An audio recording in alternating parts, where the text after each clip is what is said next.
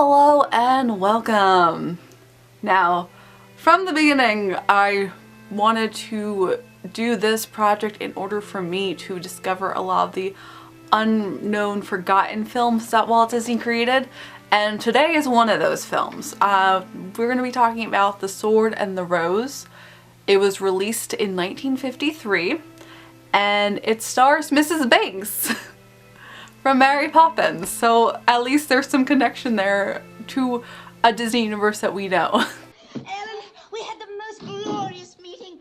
Mrs. Whitburn Allen chained herself to the wheel of the Prime Minister's carriage. You should have been there. Mrs. Banks, I would like a word. And Mrs. Ainsley, she was carried off to prison, singing and scattering pamphlets all over. I didn't realize it until halfway through the movie, and then I'm hearing her voice and I'm like, that sounds so familiar. It's Mrs. Banks. Connection, because that's how I know it.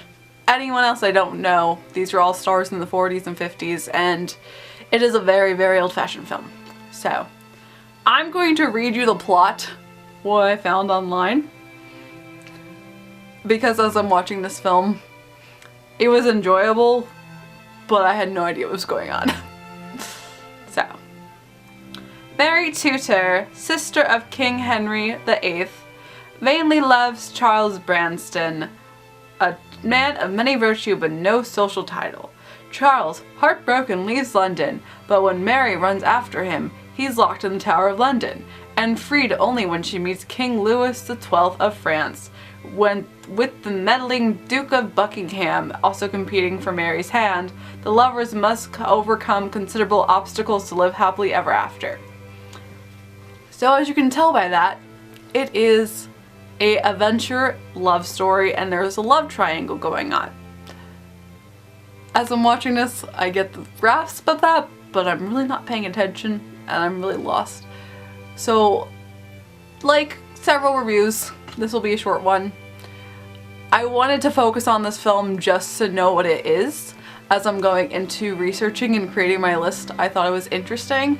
And the trailer for it looked interesting, and it was medieval, and I figured, oh, it's a medieval fairy tale, so this would be cool to check out. I'm glad I got to see it. I still don't know really what happened. And it just shows, it's very slow paced in a sense where you kind of know the characters, but just because of the way the dialogue is, you really aren't able, at least I wasn't unable to connect them together. At the same time, I'm not that into medieval films as a whole, fairy tale wise. I thought it was interesting. I thought it'd be a cool adventure film to do, but I really could not get fully invested into the story. So for my own personal views, I'm glad that I watched it, but similar to how Fantasia was, I also feel like this is a movie to watch, to put in the background. And you can enjoy it that way while you're working on something else. I think this is the type of movie that you can really enjoy that way. If you do like medieval, it has adventure in it. There are some fight scenes, and there is a love triangle aspect of it. So it is cool in that sense, but otherwise, because it is very old in that sense, it's a lot more slower paced, and there isn't too much happening. But it's good. It's good. I mean, it's a Disney film. Walt Disney produced this, and that's why it's extremely unknown. I know you have not heard of it. I'm sure if you have, if you like this film, please let me know, because I want to know why you guys liked it, and I'm interested. I really do want to learn about other people's views, because I know my views are going to be different from everyone else's. But like I said, I wanted to put it on the list because of the fact that it was an unknown film. I had no idea about anything of it, and that way I'm educating myself.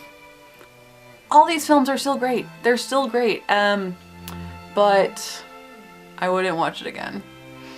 But if you like adventure, if you like medieval times and apparently historical and accurate films about old kings and queens and royalty, this is the film for you, and you will highly enjoy it. But like I said, it's just something to discover. And we're gonna go back tomorrow, and tomorrow we're gonna be talking about more known films again with 20,000 Leagues Under the Sea. I know that everyone knows this, so it's something to look forward to. And as always, I hope you have a magical day, and I will see you real soon.